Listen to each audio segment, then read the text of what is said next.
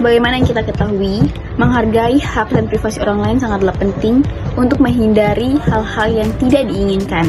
Nah, di sini saya akan menjelaskan dan memberikan contoh tentang menghormati hak dan privasi orang lain di kehidupan sehari-hari. Yang pertama yaitu menghormati privasi di rumah. Itu tidak masuk kamar orang lain tanpa mengetuk pintu dan mendapatkan izin terlebih dahulu.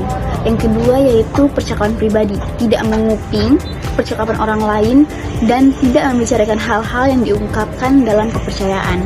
Yang ketiga yaitu fotografi di tempat umum. Itu tidak mengambil atau memposting foto orang lain di tempat umum tanpa izin, terutama jika mereka tidak mengenal. Tentang etika dalam menghargai hak dan privasi orang lain di media sosial. Yang pertama yaitu persetujuan sebelum posting. Meminta izin sebelum memposting foto atau video yang melibatkan orang lain.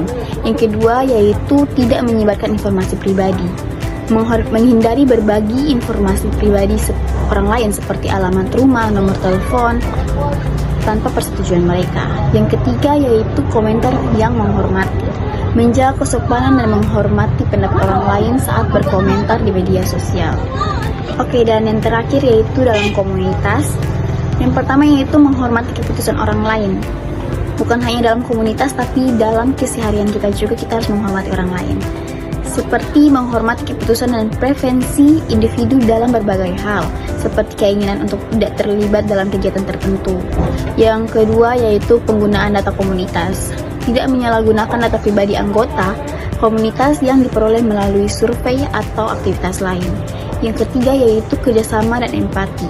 Menunjukkan empati dan pengertian terhadap situasi pribadi orang lain dalam interaksi sosial sehari-hari. Oke, jadi itu adalah beberapa contoh etika dalam menghargai hak dan privasi orang lain yang pernah saya terapkan di kehidupan sehari-hari saya dan di lingkungan saya. Terima kasih.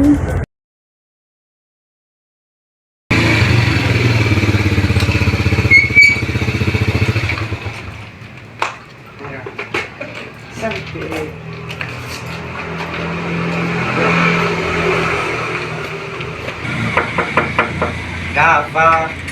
Mana? Mau cari Dafa, Ma. Cari. Dafa. Dafa. Ya. Dafa, tidak mau ya. Sampai itu kan? Oh iya. Ih, lu salim. Dah. Dah. Ya. Kata. Dah, Ma. Jangan Mak. Berhenti. 1, 2. Harus kau lupa pakai izin kau bapak pamit begitu di depan orang tua.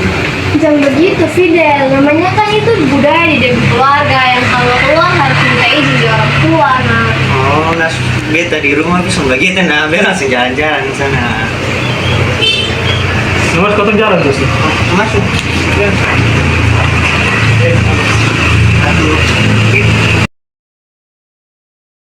Tidak kemarin toh, kan begini. Di kampus loh. Terus ada lagi. Bisa lihat toh. Kita dari keluarga kalian deh. buat apa nih? Kau kenal ke tidak namanya apa? Besok saya singgah jam 3. Kau? Kau dengar saya kok tidak nih? Dip, ya biar su, mau begitu orang asli cerita mau komen HP. Tidak, kenapa? Biar su, bisa jual susu cerita di BF kalau kau tidak mau langsung bisa masuk. Kalau dia kok dia kenapa? Tahu dia ada cerita, tidak tahu. Ya, makanya kalau dia cerita itu kok dengar dia ngurus main HP. Kalau begitu saya minta maaf. Jangan ulang kau orang cerita serius baru dengar. Oh, Siap. kau saja punya HP ya, ini karena saya tahu karena itu anak dari kau. Oh dia makanya saya tanya.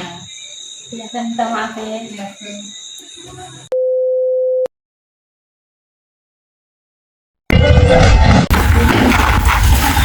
Sebagai warga negara, kita harus menerapkan namanya sikap untuk saling gotong royong. Seperti di samping saya ini.